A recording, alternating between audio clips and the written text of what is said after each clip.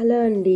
పిల్లలకి స్నాక్స్‌లోకి ఈవినింగ్ చాలా ఈజీగా ఈ టమాటా ఆలు చట్నీని తప్పకుండా ట్రై చేసి చూడండి. చాలా ఈజీగా అయిపోతుంది.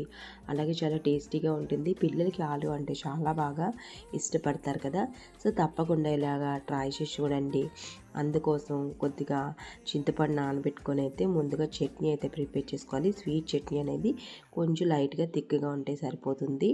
అలాగే ఆ తర్వాత మనం కర్రీ అనేది ప్రిపేర్ చేసుకోవాలి.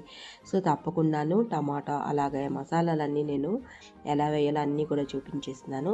సో, అవన్నీ కూడాను వేసేసుకొని టమాటాస్ వేసుకొని బాగా మగ్గించేసుకోవాలండి. సో, ఇలా మగ్గించేసుకున్న తర్వాత మనము ఆలుని ముందుగానే బాయిల్ చేసి పెట్టుకోవాలి. సో, కర్రీ చేస్తున్నప్పుడే పక్కన బాయిల్ చేస్తే సరిపోతుంది. ఈ విధంగా చక్కగాను కర్రీ అనేది ప్రిపేర్ చేసుకొని ఒక ప్లేట్లో వేసుకొని స్వీట్ చట్నీ వేసుకొని అందులోని ఉల్లిపాయ ముక్కలు, దోసకాయ ముక్కలు వేసుకుంటే సరిపోతుంది.